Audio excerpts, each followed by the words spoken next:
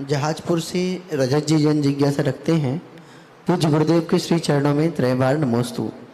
हे गुरुदेव, जहाजपुर के अक्षयकारी स्वस्ति धाम मंदिर में हाल ही में चोरी हुई थी, जिसमें लगभग 1 करोड़ से अधिक मूल्य का स्वर्णिम आभामंडल तथा चांदी के छत्र चोरी हुए थे। परंतु गुरुवर, आश्चर्यजनक रूप से आज चोर पकड़ा गया और सारा सामान सुरक्षित मिल गया। बताया जा रहा है कि यह मंदिर से जुड़े कार्यक्रमों का एक कैमरामैन ही था जो कर्ज के बोझ में दबा हुआ था और इसीलिए उसने कुछ अन्य लोगों के साथ मिलकर यह दुस्साहस किया। हे गुरुवर, इस श्रद्धालु भगवान जिनेंद्र के अतिशय का परिणाम मान रहे हैं। क्या पंचम काल में भी चमत्कार संभव है या यह शासन, प्रशासन और समाज की सजगता का उदाहरण है? इस घटना से यह प्रश्न भी उठता है कि क्या ऐसी चमत्कारिक प्रतीति समाज को धार्मिक आस्था में और ऋण बनाती हैं या केवल क्षणिक उल्लास होती हैं? हे गुरुवर, कृपया इस घटना को आध्यात्मिक और सामाजिक दृष्टि से समझाएं। इस घटना को हम समझना चाहे तो कई पहलू हैं। पहला पहलू तो ये घटना घटी क्यों, तो यहाँ समाज की लापरवाही रही। अब जैसा पता लगा, चोर पकड़ा गया और चोरी करने वाला कोई और नहीं था, उसी मंदिर से जुड़ा हुआ वो व्यक्ति था और वो हमेशा उस कार्यक्रम को रिकॉर्ड करने आता था, कैमरामैन था। अर्थात वह सारी मंदिर की सारी गतिविधियों को, सारे के सारे लूप होल्स को जानता था, समझ चुका था कि कैसे कार्य को बड़ी आसानी से अंजाम दिया जा सकता है। लेकिन एक दूसरी बात उसके साथ और भी आ रही है कि जिस व्यक्ति ने चोरी की वो बहुत बड़े कर्ज के बोझ से दबा हुआ था। तो इसका अर्थ यह तो है कि उसने जो चोरी की एक मजबूरी में चोरी की। तो हमें यह भी समझना है, यदि आप किसी को आश्रय दे रहे हो, किसी को नौकरी पे रख रहे हो, तो उसकी सारी की सारी जानकारी ले, कहीं वो परेशान, दुखी तो नहीं है। और यदि वो इस प्रकार से पीड़ित है, परेशान है, तो इस समाज का कर्तव्य है कि उसके दुख को थोड़ा सा दूर करने में सहयोग करें और उससे आत्मीयता पैदा करें।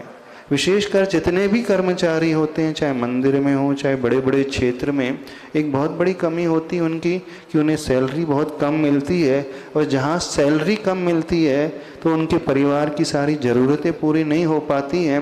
तो उन ज़रूरतों को पूर्ण करने के लिए अथवा कोई लालच के लिए फिर वे ऐसा कदम उठा लेते हैं अथवा उस कार्य में वो इनडायरेक्ट रूप में सहयोगी बन जाते हैं।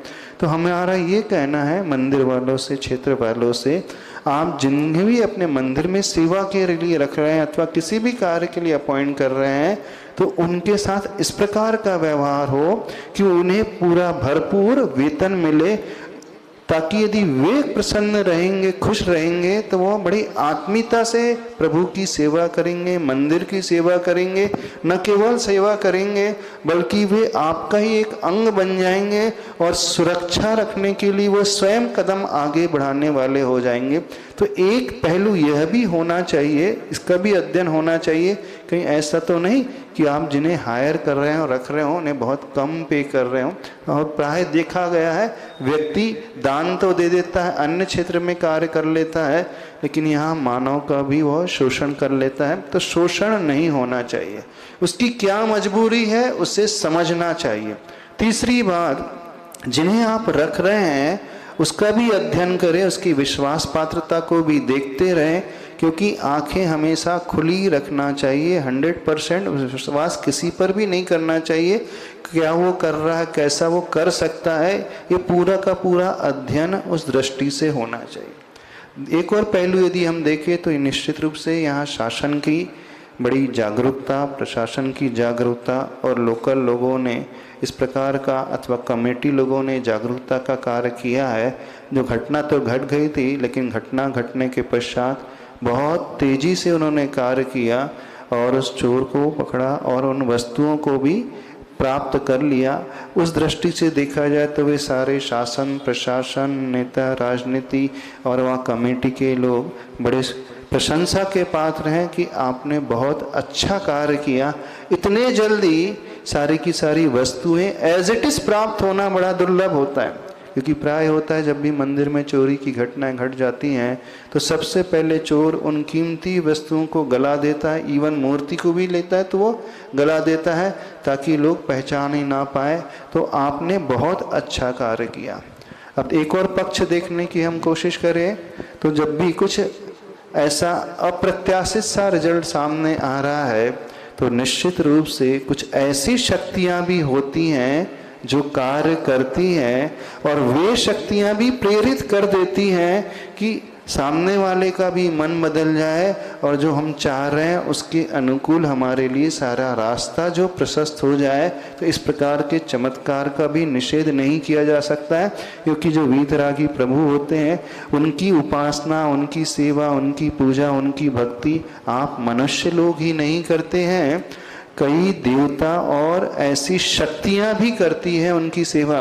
और विशेष रूप से जो प्राचीन प्रतिमाएं होती हैं जो भूगर्भ से प्राप्त हुई हैं, जमीन से प्राप्त हुई हैं, उन प्रतिमाओं की तो ऊर्जा इसी प्रकार की होती है और उन प्रतिमाओं की रक्षा करने वाले और सेवा करने वाले, भक्ति करने वाले पुराने देव भी होते हैं, वे अदृश्य रूप से उनकी भक्ति करते रहते हैं। तो एक ऐसा भी कार्य हो गया हो तो उसमें कोई अतिशयोक्ति नहीं हुई, लेकिन कुल मिलाकर के जो रिजल्ट आया निकल करके बहुत अच्छा प्रसन्नता का विषय हुआ कि वस्तु भी भगवान की वो परिकर के सारे सामग्री भी प्राप्त हो गई, भामंडल आदि भी प्राप्त हो गए और वह चोर भी पकड़ लिया गया।